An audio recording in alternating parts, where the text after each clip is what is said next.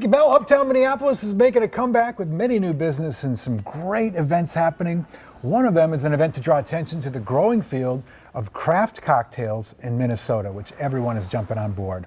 Welcome Natasha Greiling from Uptown Association and Bridget Leffelholtz, right? Yes, correct. Yes, Leffelholtz from Dampwork Distilling. This is awesome, you guys. What did you bring for us today? And let's talk about the event that's happening too, where people can come try these things. Sure, Chris. On Thursday, this coming Thursday from 5 to 8, we have at the Historic Granada Theater over on Hennepin Avenue, we have over 20 distilleries. And we're just helping people understand spirits better and creating a great local experience. And do I understand this correctly? You have THC drinks as well. It's not just alcohol, which is something that's totally new to like all of us. Right. We have THC gummies and seltzers as well. So it's something that people can come and try and dip their toe in the water, if you will. Awesome. Cool. Well, you brought some spirits here, and we wanted to ask you about, like, I think a lot of people struggle with this. I know I certainly do. What's the difference between a good spirit and a great spirit? And what are we looking for in notes? Because I don't think a lot of people drink this stuff kind of neat. Yeah, and exactly. I think that when you are having the opportunity to participate in an event like this with 20 different craft local producers, it can be very overwhelming, especially when you have a breadth of range coming from, our portfolio features German style spirits, so fruit brandy, herbal liqueurs, whiskey, and gins. It can be a little daunting and niche. So what we always recommend is take it slow. So our noses have a lot of sensory, so they pick up on a lot of those aromas, because when you're tasting through 20, 30 different products, your palate can get really burnt out. But is that also kind of the blessing? I know with wine, if you put three next to each other, it's so much easier to get their characteristics because you have something to compare it to right in front of you. Yeah, and I think I'm sorry I glazed over your last question about the difference between a quality and a great product. I think it's really the narrative. And when you have a lot of local producers that get to stand in front of you and tell their story, it kind of buys into when you're tasting through a lot of those wines and the experience that you get to participate in. You get to pull that information and be a part of the process. I think that's the biggest thing, is that just like have a leap of faith and let the spirits specialists kind of take the path.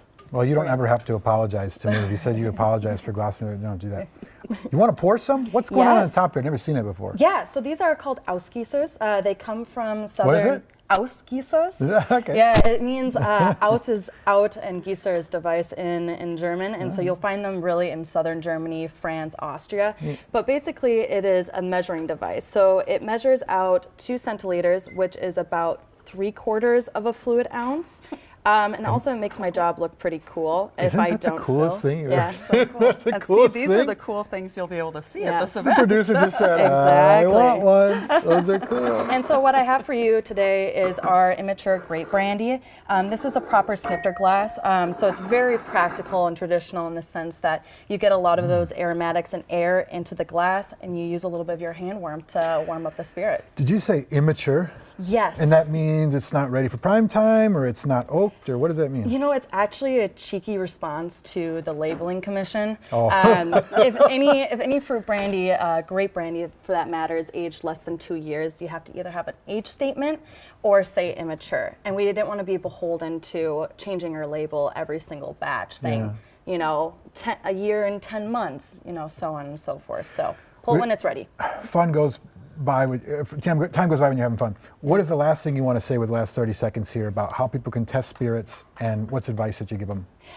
Something that I learned from a great woman, Dana at the wine company, a local distributor. She says that because our noses or our brains are split, you smell differently with each nostril. So my tip is when you are smelling your spirit, take it from both sides. You'll basically pull out different aromatics. That is the fun fact. Are you serious? I mean, I'm believing her and trusting her full-heartedly, so. Now we know. Yeah, now you know. My mind is blown. Yes. Well, thank you guys so much. I'm going to take a sip of this after I read this here, but thanks for showing us around. And can people buy these? Because I think a lot of folks might want to. Those are cool. We're sold out of I bet right you now, are. so it kind of adds to this to the look of it, but Yeah. all of these products are going to be available locally in local liquor stores as Oh, well for fantastic.